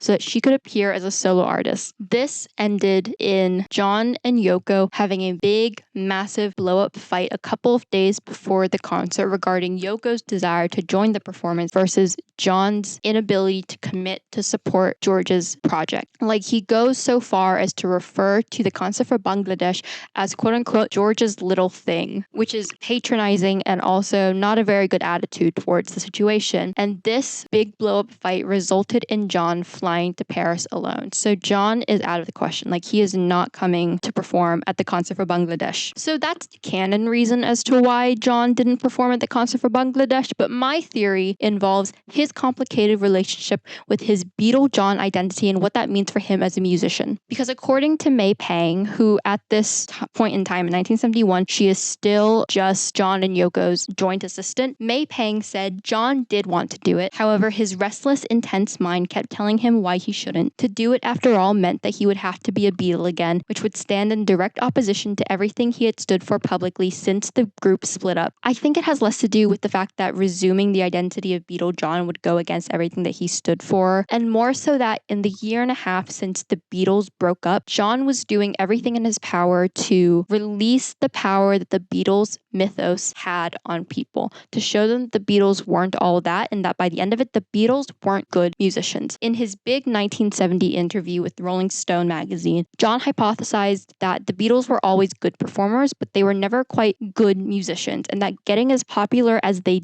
did prevented them from becoming good musicians. The Beatles' music died then as musicians. That's why we never improved as musicians. We killed ourselves then to make it, and that was the end of it. George and I were more inclined to say that we always missed the club dates because that's when we were playing music, and then later on we became technically efficient recording artists. He then, in the same interview, goes on to talk about how he thinks his guitar playing is okay, and that technically speaking, his guitar skills are actually quite poor. And if you recall from earlier, from the very beginning, George was naturally an insanely good guitar player. And if you recall the lineup that ends up performing at the concert for Bangladesh, it is just a long list of artists who are considered to be good musicians. Like, maybe they're not the best performers. I don't think Bob Dylan is that good at performing in front of an audience, but they're good musicians. Like, you have Eric Clapton, you have Bob Dylan, you have Billy Preston. They're all really good musicians. And this is the opposite of who John is. John, as he claimed himself, is a good performer, but he's not a good musician. And I think that the idea of having to face his own inadequacy, not only in front of an audience on the stage, but also in front of his peers, like people who are meant to be his peers, I think that's incredibly daunting. And if I were him and if I were in that situation, I also would have run to Paris. Anyways, I'm sure that you can imagine that George is quite peeved at John for suddenly fleeing the scene before actually committing to perform at the concert for Bangladesh. And I think that this is when George's hero worship of John finally shuts down, because it had been slowly trickling out for a while now for a variety of reasons. Yoko coming into the picture, John very publicly disavowing Hinduism in his song I Found Out. But I think this is the breaking point, because their interactions from here on out become few and far between. Until 1974, which is when everything starts to happen. So strap in. The first item on our agenda, sometime between January and October of 1974, John writes a letter to George that he never sent. And we know that it was never sent because it was found among John's personal belongings after his assassination. The reason I'm giving you such a wide net for when this letter may have been written is because John does not like to date his letters. But I know that it was written in 1974 because he kind of dates the letter by writing writing 10 years till 84, so it's 1974. And I know that it's sometime between January and August because John turned 34 in October of 1974. These are the contents of the letter. Dear George, isn't about time we... ? I mean, it's getting silly. Silly is spelled with the $sign, by the way. I mean, it's getting silly. Face to face would be nice. ... Think of you often. Hope you're hi, not you are. You're the possessive your. Good luck with your tour, etc. Lots of love. A rather calm, comma, him, period, John, period. And I'm only 33! Exclamation point. This is the most fucked up letter in the world. It's so stupid. I do want to point out the significance of this particular letter because it was written during John's lost weekend, i.e. the year and a half that he was dating May Pang and separated from Yoko. This is important because this was when John was reconnecting with a lot of people in his life that he had forsaken to be with Yoko. He's working on building better relationships with his son Julian and with Cynthia. John and Paul were talking about writing music together again. He's reviving a lot of old relationships that had gone stale, so it makes sense that he is extending this olive branch to George at this time. Because, I don't know if you know this, 1974 is not a good year for George. First of all, he begins an affair with Mo Starkey, who is Ringo's first wife, and that not only ruins his friendship with Ringo for a little while, but it also ends his marriage with Patty Boyd. So he and Patty are no longer together. Then, he's starting his own record label called Dark Horse Records. He's making the album Dark Horse as the label's inaugural album, and he is organizing the Dark Horse American Tour for the same year, for 1974, which, by the way, would be the first US tour by any of the Beatles since they quit touring in 1966. Also, George is doing the most amount of cocaine that anyone has done in the history of mankind. And I don't know if you know this, but frequent and excessive amounts of cocaine usage can fuck up a person's nose and throat. This causes George to kind of lose his voice because everything that's going on, but especially because of the cocaine. Long story short, this is the worst year of his life. So, October 18th, 1974, George does an interview on the radio show Rock Around the World with Alan Freeman, and there's a part in the interview where he's talking about friendship and how to handle a friendship that has become misguided or broken. You know, very spiritual, whatever. And he's talking about how he's slowly mending his friendship with Paul, but he's also specifically talking about John, saying, and I know with John Lennon, John Lennon's an amazing person because he's brilliant. He is brilliant, no question about it. John Lennon is a saint and he's heavy duty and he's great, and I love him. But at the same time, he's such a bastard. Then, on October 23rd, 1974, George gives a press conference to promote Dark Horse Tour, and I'm only mentioning this because he says something really interesting about the Beatles and about John and Paul. The point is, it's all a fantasy, the idea of putting the Beatles back together again. If we ever do that, the reason will be that we are all broke. There's more chance that we'll do it because we're broke than because, and even then, to play with the Beatles. I mean, I'd rather have Willie Weeks on bass than Paul McCartney. That's the truth, with all respect to Paul. The Beatles was like being in a box. We got to that point. It's taken me years to be able to play with other musicians because we were so isolated, it became very difficult playing the same tunes day in, day out. Since I made All Things Must Pass, it's just so nice for me to be able to play with other musicians. And having played with other musicians, I don't think the Beatles were that good. I think they're fine. You know, Ringo's got the best backbeat I've ever heard. He hates drum solos. Paul is a fine bass player. He's a bit overpowering at times. John's gone through all his scene, but he feels like me. He's come back around. We're all at that point. I mean, to tell you the truth, I'd join a band with John Lennon any day, but I couldn't join a band with Paul McCartney. But it's nothing personal. It's just from a musical point of view. George here is basically saying what John said in his Rolling Stone interview. The Beatles were not good musicians. They were not artists. They were performers. And while everyone was a good musician separately, sans Paul, together they were holding each other back. This is according to George. Although he does actually suggests that Paul was the one holding them back because he says, I'd join a band with John Lennon any day, but I couldn't join a band with Paul McCartney. I think that on surface level, we can explain this quote by saying that George is still wrestling with his complicated relationship with Paul, which is so much more complicated than his relationship, because even though George no longer idolizes John, he still views them as being on the same side. He still views them as being like-minded, at least in comparison to Paul. Everything is in comparison to Paul. His relationship in his mind, I guess, with John is easier than his relationship with Paul at this moment. Also, even though he's moved past being Beatle George, always in John's shadow, George still wants to have that connection with John that hinges on their ability to make music together, to be artists together, even if they're not living out of each other's pockets like they were in the Beatlemania days. I think subconsciously he still wants to have that intimacy of creating something with each other. George has that with other musicians, but he wants that with John, which is why he says, I would join a band with John. Then on November 12th, 1974, we get the last known photo of John and George together. This is in Inglewood, California, after one of George's shows. I want to point this out because it is an insane photo. Why do they look like that? Why are they in that position? I don't because I think John is taller than George. So why is he so low? Why is he so close to his neck? I don't know. But I want you to look at this picture and I want you to tell me that there was not something going on between them.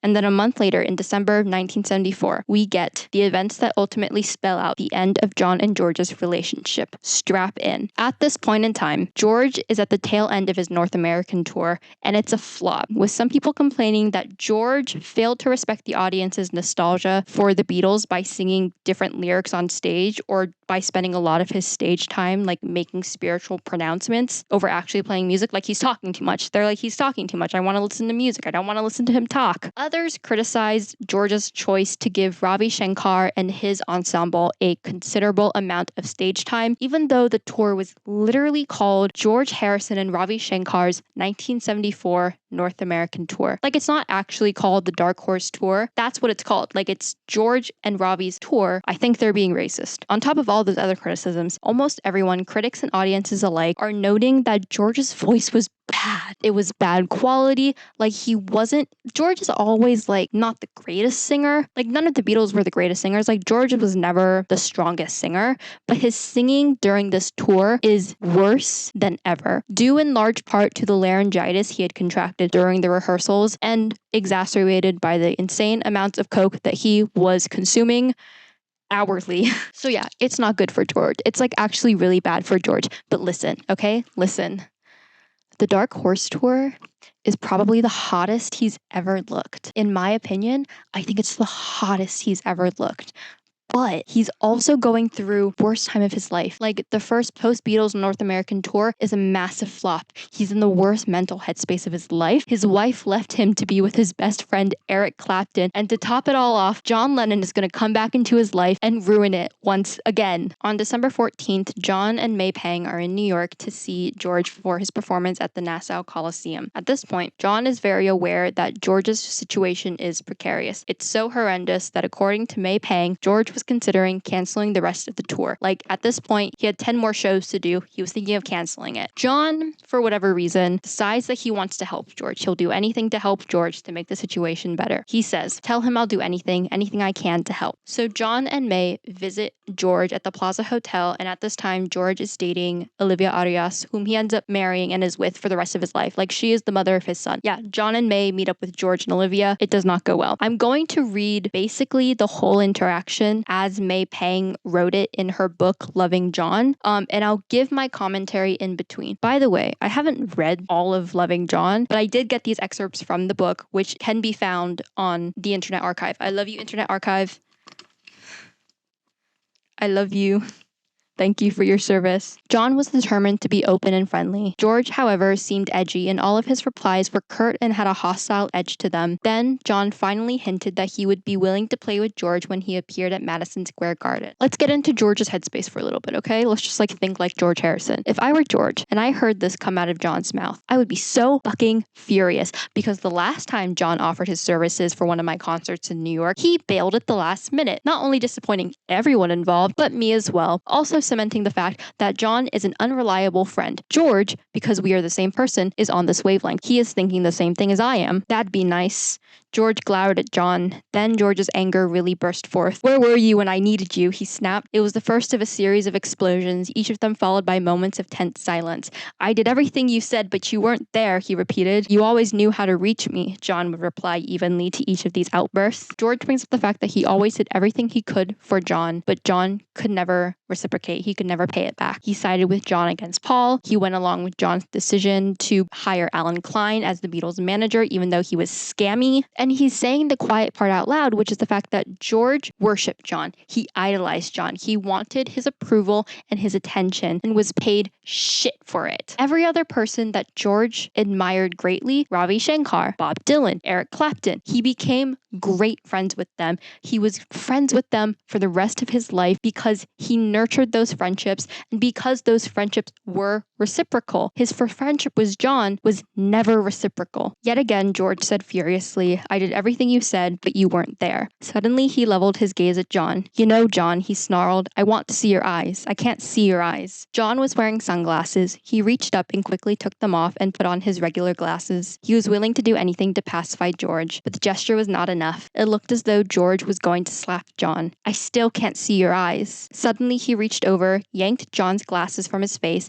and dashed them to the floor. His face was a mask of fury and contempt. I had never seen an angrier man. George's anger even paralyzed John. I knew how panicky John became when he could not see. I expected him to jump up and hit George. I was terrified that George might be satisfied only by a fist fight. Yet miraculously, John stayed calm. There was a long silence. Then George returned to the basic theme of his anger, but I could see that the worst moment had passed. I didn't mention this earlier because I wanted to hold off until now, but in 1971, when John bailed out playing the concert for Bangladesh, May Pang wrote that after John had already left to Paris, she found the Lennon's hotel suite and she specifically noted that she found a pair of John's glasses crumpled up on the ground as if he had destroyed them in his fist, like as if he had crumpled them in his fist, right? For the book Come Together, Lennon and McCartney in the 70s by Richard White, Paul gave an interview and he said, "One of my great memories of John was when we were having some argument. I was disagreeing and we were calling each other names. We let it settle for a second and he lowered his glasses and he said, 'It's only me.' And then he put his glasses back on again. To me, that was John. Those were the moments when I actually saw him without the facade, the armor, which I loved as well, like anyone else. It was a beautiful suit of armor, but it was wonderful when he let the visor down and you just see the John Lennon that he was frightened to reveal to the world." Fucking gay ass. Straight people aren't saying that about their homoerotic lost love / best friend / writing partner. So as I'm sure we all know, John is really blind. He's legally blind. The glasses are not a fashion statement. He cannot see without them. And as May pointed out, John is not very fond of not being able to see. Of course, during the Beatlemania period, he would go out and about, like he would perform on stage without his glasses, but that was because he had the ugliest fucking glasses in the history of man. They did not do anything for his face shape. The little round ones are good. Like, they work for his face shape really well. The Buddy Holly glasses that he had during the Beatlemania period, bad. Ugly, not good. Glad he got rid of them. As exhibited in his fight with Yoko and in his fight with Paul, John removing his glasses is an act of vulnerability on his part in two ways. One, he is putting his faith in his opponent to not attack him or to hurt him while he can't truly defend himself, i.e. while he's blind. And two, he's removing a layer of protection to give his opponent an opportunity to really see him. Because eyes are the window to the soul. It's the cheesy thing to say, eyes are the windows to the soul. And John is a very insecure, very guarded person. It's because of the abandonment issues. It's all of the trauma that he has from his childhood. So to remove his glasses in moments of high tension is a kind of backwards way of him opening himself up to his partner or to his opponent. And I say backwards because when I take off my glasses or when I take out my contacts, I am doing a disconnect from the world. I am not engaging anymore. John is taking his glasses off to engage with the world. It's the opposite of what I'm doing. He's a freak for doing that. So George forcibly removing John's glasses during the fight is him demanding John to be vulnerable with him, to let his guard down with him in the same way that John could be vulnerable with Yoko. Yoko or with Paul. This is going back to George's desire to be John's partner. And John lets it happen, but even though John lets George take his glasses, the fact that John didn't do it of his own volition tells me that even subconsciously, he is still refusing to be what George wants. Like, he is still refusing to give George what he wants. He's resisting, and he gets halfway there by switching out his sunglasses for his regular glasses, but it's not the same. Finally, well after midnight, it all wound down. John and I were bone weary, and we took a suite right there at the plaza. When we were alone, John told me, I saw George going through pain, and I know what pain is about, so I let him do it. I'll go out and help him or whatever it is he wants me to do. If he wants me to go out on stage, I will. I think John and George have a similar issue where they want to be regarded as musicians and as artists, in contrast to Paul and maybe even Ringo, but mostly Paul, who is satisfied with being a performer. John and George want to be respected, and I think that that is the pain that John is referring to here. George is being ridiculed. Like, full stop, George is being ridiculed on this tour. His art, which is something that he cares very deeply about, is being ridiculed. It is being bashed. And John is trying to help in the only way that he knows how. He's trying to bridge that gap to reach George via music, via performance, via art. But John's attention is no longer something that George wants or even needs. Like, he's moved past that point. But then the next day, on December 15th, they make up. Super easy. The next day, we see George and everything was fine. As soon as George saw John, he hugged and kissed him. Please forgive me, he said. I wasn't feeling well last night. I didn't mean to get upset. It was as if the previous night had not occurred. Yet again, I realized how unpredictable they all were. I don't believe a word that George says because he is notoriously good at holding a grudge. He's like me. I hold grudges. I love to hold a grudge. Also, with his current mental state and drug addiction, yeah, he's going to be on a shorter fuse than he normally would. But I think that for the sake of moving on with his life, coupled with the fact that he does love John despite it all, George says this. He says, I forgive you. I didn't mean it. I didn't mean to get upset. So because of this, John and May attend George's concert that night at Nassau Stadium. At the end of the show, John, who could see how ragged the show was, said, I can help him. He felt that a surprise appearance by him would give the concert the punch it lacked. On the way back to New York, John again told George that he was willing to appear on stage with him. Thank you, said George quietly. No commitments were made. I do want to point out that a couple of weeks before this, over like Thanksgiving or something, John made a surprise appearance at Madison Square Garden for one of Elton John's tours. So John has recently performed. Like, he is capable of performing. He knows that he's capable of performing at a concert in front of, right? So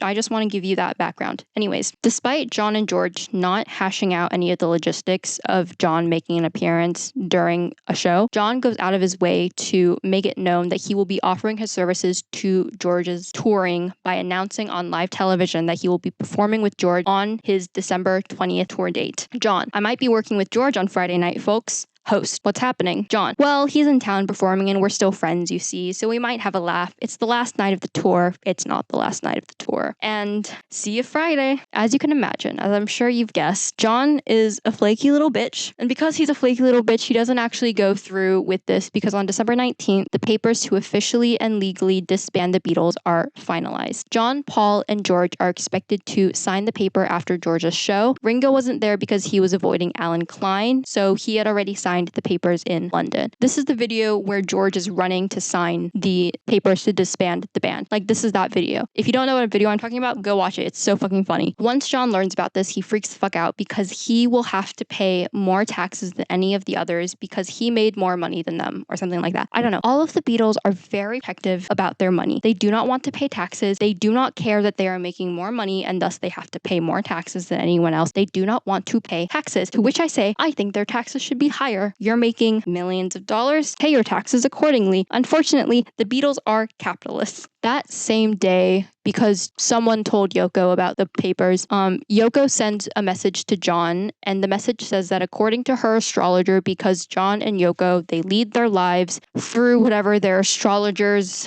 and divinators and fucking whatever, the astrologer says that John should not sign the papers. And the Lennons live by astrology. They live by divination. They live by whether or not the auras are clear or not. I don't fucking know. So John decides to not sign the papers, and Paul and George catch wind of this Obviously, Paul, who is practicing active listening at this point in time, is chill about it. He's like, we'll find a way to work around it. George, obviously, is not. George called just before his concert. Do you want to speak to John? I said. No. George had heard about John's decision and he was livid. Just tell him I started this tour on my own and I'll end it on my own, he snarled. Then he slammed down the phone. So George is not only rejecting John's attention and affection, but he is also disavowing John entirely. He is shedding himself of John Lennon, except for the fact that he isn't, because according to an account from Paul, George is still demanding John's attention. We had all arrived for the big dissolution meeting in the Plaza Hotel in New York. I'd flown in especially from England, and John wouldn't show up. He wouldn't come across the park. George got on the phone, yelled, "Take those fucking shades off and come over here, you." John still wouldn't come over. He had a balloon delivered with a sign saying, "Listen to this balloon." It was all quite far out. John, of course, is being a bitch and self-sabotaging. Don't send the balloon. It's not good. You're mocking them. You're mocking them for something that you put into motion. Because remember, John was the one to first officially lead the Beatles. He broke up the Beatles. Paul just had the balls to say it out loud. Anyways, every retelling of this event depicts George as being furious at John. He is the most angry. He is fucking livid. It's the straw that breaks the camel's back. It's the final nail in the coffin, and John doesn't play at the December 20th show. But according to May Pang, John suddenly had a change of heart and a desire to make everything right with George specifically. So he sent Julian, who was like hanging out with John at this time. He sent Julian over to George's show at Madison Square Garden to relay a message to George. And then John and May went to see Lee Eastman, who was Linda McCartney's father, Paul McCartney's father-in-law, to fix everything. Now, Lee Eastman does not like John because John was the one to bring in Alan Klein, and thus John was the one who unknowingly set this entire legal battle in motion, right? So Lee, understanding that John wants to make things right with George, decides to take the route of guilt-tripping John into signing the agreement. John, you don't know the trouble you've caused. It really is all your fault. That's why George hates you. He'll never forgive you. He never wants to speak with you. He'll never speak to you again. We'll see about that, Lee. I'm just trying to work it out, John replied. Absolutely heinous strategy, but also incredibly effective. Weaponizing one of your oldest friend's complicated feelings against you, weaponizing your fear of abandonment against you. Oh my God, if I were John, I would have folded immediately. I would have been like, yep, I'm going to sign those papers. George is furious at John for not showing up to sign the papers. George would have every right to turn his back on John in retaliation for every time John turned his back on George. Then it gets more complicated because Julian calls them from George's concert to relay a message from George. It was Julian calling John, and John asked me to speak to him. I took the call in another room. I just saw George, Julian told me excitedly. He has a message for Dad. He wants to tell him that all is forgiven and he still loves him, and he wants him to come to his party tonight. It's complicated because hatred is not the opposite of love. Like, anger is not the opposite of love. To be angry at someone, to be disappointed in someone, is to show that you have an abundance of love for them, that you care about them, even when what they're doing disappoints you. And like, I don't doubt that George still immensely loves John despite all of this, but two ideas can be true at once. George can still immensely love John, but he can also be over John's bullshit. And I think at this point, he is over John's bullshit because as far as I'm aware, this is the last time they will see each other. They don't see each other again before John's death. Like, the party on December 20th after the concert is the last time they see each other. There are still little interactions that happen between them, even if they don't see each other ever again. In January or February of 1975, John makes George a birthday collage. Like, John is known for making people collages, right? I think he's made one for Ringo. I've seen it online somewhere. I don't know. The collage that he makes for George's birthday is titled "You Always Hurt the One You Love." And you'll see that there is a massive oral fixation evident in the collage. This is because in January of 1975, John ended his relationship with May Pang and went back to Yoko because Yoko had found him a hypnotherapist to help him curb his smoking habit. Like, he wanted to stop smoking. Allegedly, the hypnotherapist was also a conversion therapist, but I don't have any confirmation on this, so this is like all alleged. Anyways, the hypnotherapy only worked for like 3 days or something, and then he was back on his smoking bullshit. He made this collage, which is very focused on George, but also on mouth and on sex. So I hope you can put two and two together. Oh, and by the way, John would periodically have sex dreams about George. And I know you're wondering when this happened. I don't know. I could not tell you when this happened. Every John Lennon biography that mentions these sex dreams don't mention specific dates because he's had these sex dreams several times over a time span, a long time span, you know? And we know that this is real because John wrote about these sex dreams in his diary. And I'm going to read you 3 quotes about these sex dreams that are pulled from 3 different John Lennon biographies. So the first one is Nowhere Man, The Final Days of John Lennon by Robert Rosen. He'd dream of Liverpool or Paul, or he'd have a sex dream about George Harrison, which would startle and confuse him. But what could possibly have inspired such a dream, he wondered? Was it a visit to the doctor for a prostate examination? It was a unique experience having a doctor's finger probing his asshole. But still, why would that make him dream about George? He didn't know. The second excerpt is from the book Prisoner of Love, Inside the Dakota with John Lennon by Peter Doggett. This was a biography that was eventually canceled in 2021, like it was never released, but we have this excerpt. Apparently, John Lennon was perturbed by an erotic dream in which George Harrison had performed fellatio on him. It's just the fancy way of saying that George in the dream gave John head, right? Okay. And then the final, third one, from Lennon in America by Jeffrey Giuliano. In another diary entry, Lennon reported that his old preoccupation with erotica was again invading his dreams, from a tryst with Pattie Boyd to an episode of passive oral sex with George Harrison. These nocturnal apparitions were so provocative that his movements roused Yoko's suspicions, and he awoke to a barrage of rapid-fire questions. Imagine you're John Lennon, by the way. You have gay allegations following you everywhere you go. You've had a threesome with David Bowie. You've had a threesome with Mick Jagger. Allegedly, a threesome with Mick Jagger. You have a weird, fraught, psychosexual relationship with your former partner, Paul McCartney, and now you're having sex dreams about your other bandmate, George Harrison, who is, by the way, one of the most sexed Beatle.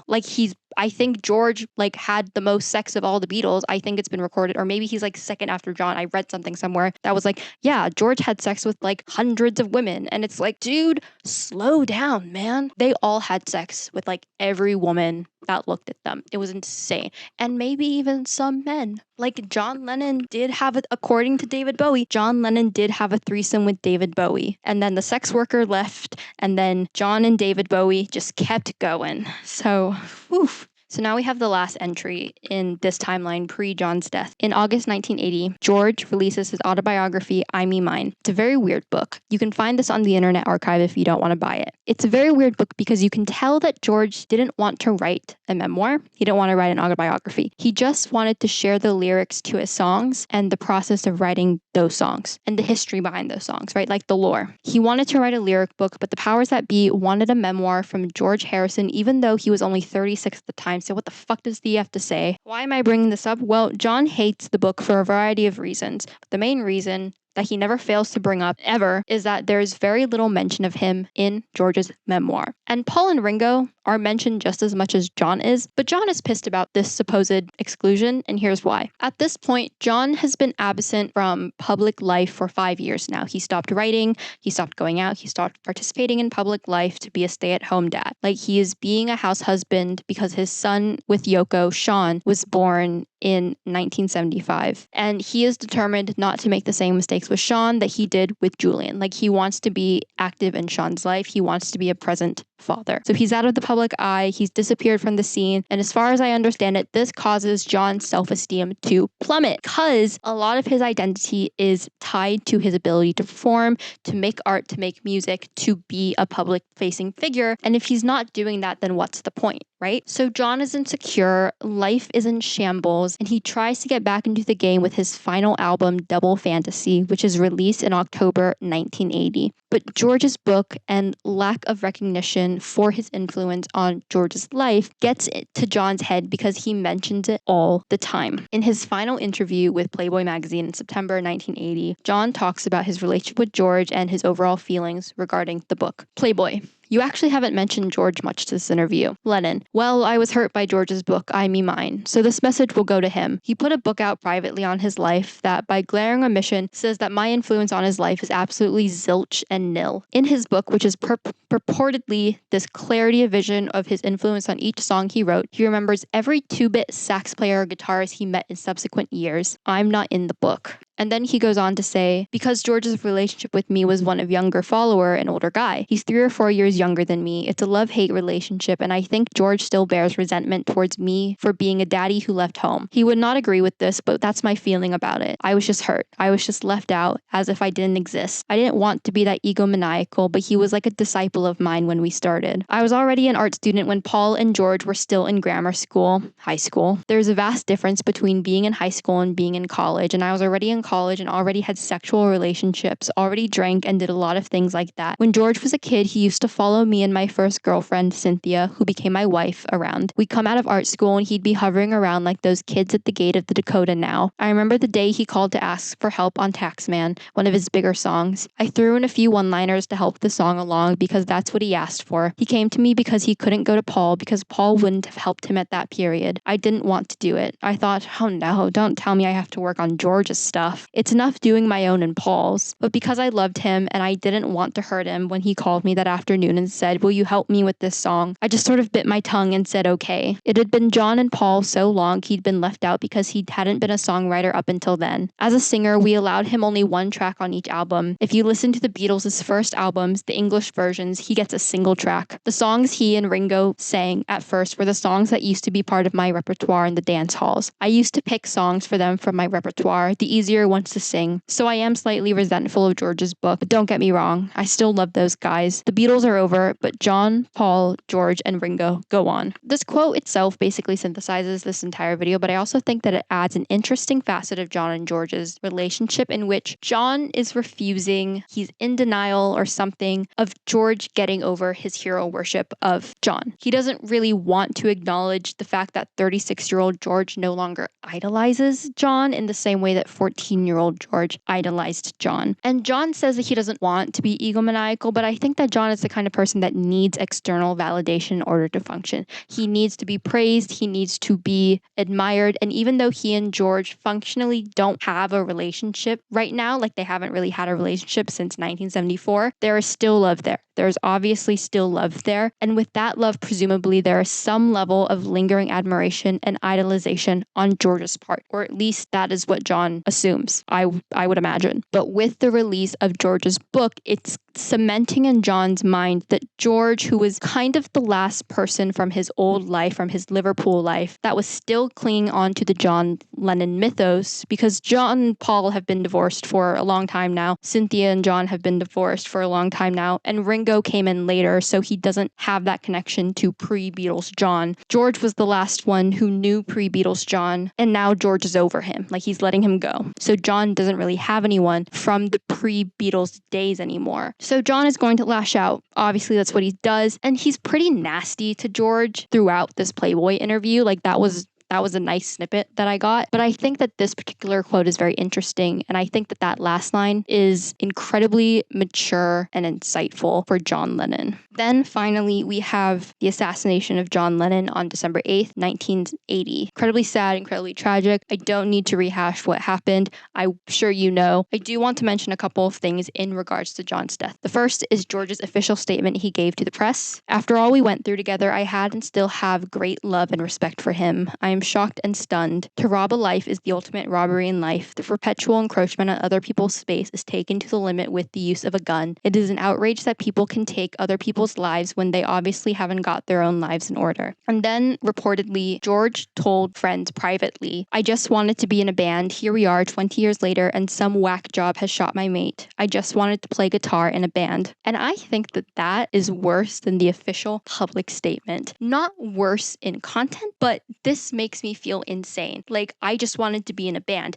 It's incredibly tragic because when you consider that George had the worst reaction to becoming famous, like he had the worst experience with Beatlemania. His wife, Olivia, had said that George was very traumatized by the chaos of Beatlemania, like the whole experience of Beatlemania. He didn't like the crowds, he didn't like the noise, like he didn't like being that public facing. He was not good at being famous, like John wasn't good at being famous. Paul and Ringo Ringo are very good at being famous, which is part of the reason why I think they haven't been killed, which isn't to say that like not being good at being famous means that you're gonna get assassinated. But I think that like if John hadn't been as famous, and I think if he hadn't been as controversial as he was, I don't think he would have been assassinated. Obviously, we can never know because he's been dead for like 40 years now, but still, being famous killed John Lennon. Like, I think that's undeniable to say. Being famous killed John Lennon, and it eventually killed George. Like, obviously the cancer killed George, but like he was stabbed like 37 times. So being famous also killed George, right? What also sucks about this is that George was working on the song all those years ago when John was murdered. And the song was originally written with different lyrics for Ringo. Like, he intended for Ringo to take the song, but Ringo didn't like it, so George took it back and he started recording it, and he had just finished the vocals on the song and then found out about John's death. And I don't know what the original lyrics were, but George reworked the song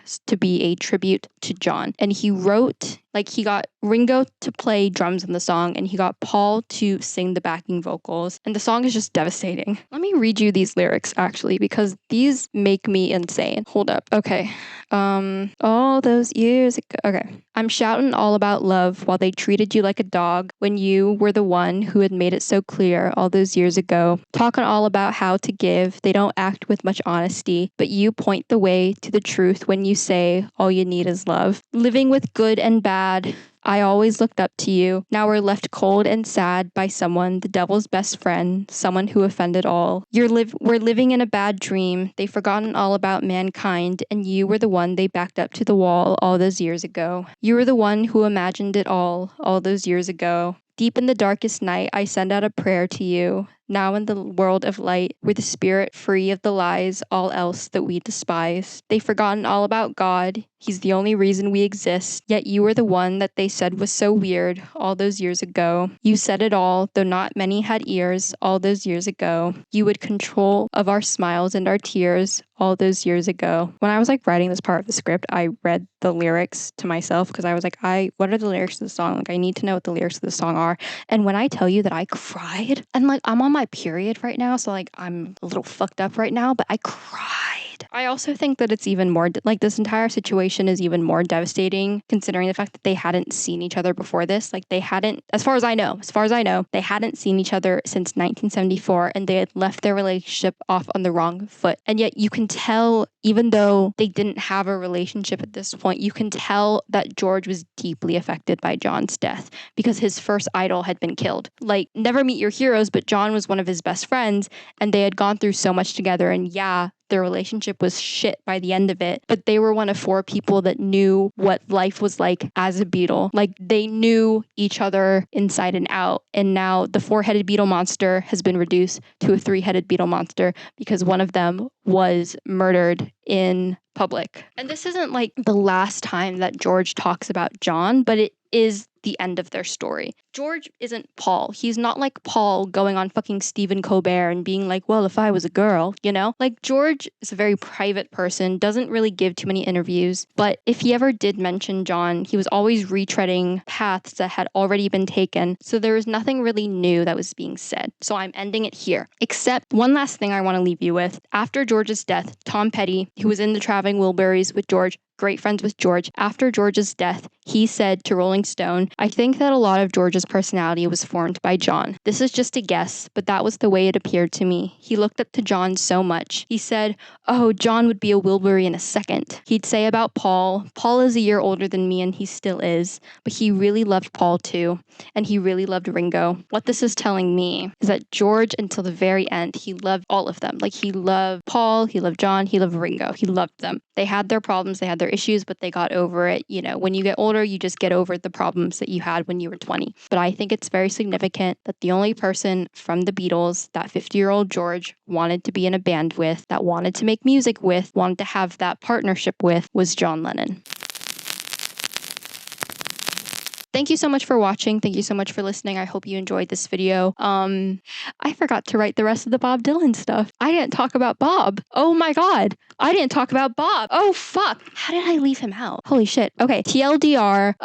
John's relationship with Bob Dylan deteriorates. If you haven't seen that video of John and Bob in the backseat of a car, I think it's in like 1964 or 1965 or something like that. They're in the backseat of the car. I found it on YouTube. It's 20 minutes long. It is just 20 minutes of John and Bob pissing each other off. They're so annoyed at each other. And like social media will tell you that it's just John. If you see that the camera is moving, my dog is on the bed and the camera is on the bed, so that's why. But watch that video. A lot of social media will say that John is the one that is annoying Bob. I think they're both annoying each other. They are annoying each other. So they don't have a relationship, and John is honestly kind of resentful of Bob. I actually do think that it's like they're just intimidated by the other and they're jealous of the other person because of just, but they don't have a good relationship. John disses Bob Dylan in his song God when he's like, don't believe in Zimmerman, and you're like, who the fuck is Zimmerman? Zimmerman is Bob Dylan. Like, Bob Dylan is the stage name. His legal government name is Robert Zimmerman. So he's like, I don't believe in Zimmerman. He's like, I don't believe in Bob Dylan, So he doesn't like Bob Dylan. George loves Bob Dylan. He is best friends with Bob Dylan. I think there are like 5 songs or more maybe on All Things Must Pass that are either written about or for Bob Dylan. I definitely know that Behind That Locked Door is about Bob. I think the first song on the album, what is the first song on the album? I'd Have You Anytime. That's the first album. That's the first song on All Things Must Pass. It was written with Bob.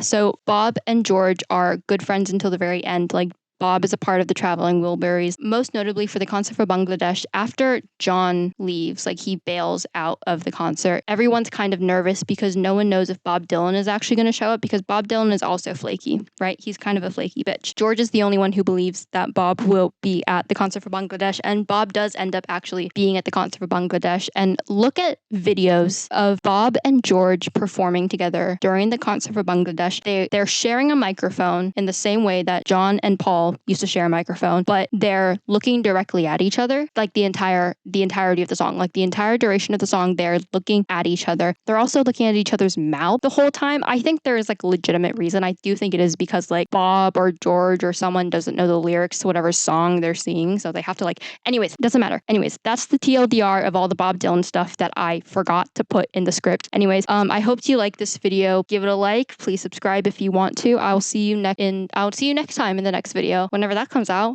I don't know. I don't have a posting schedule. Bye.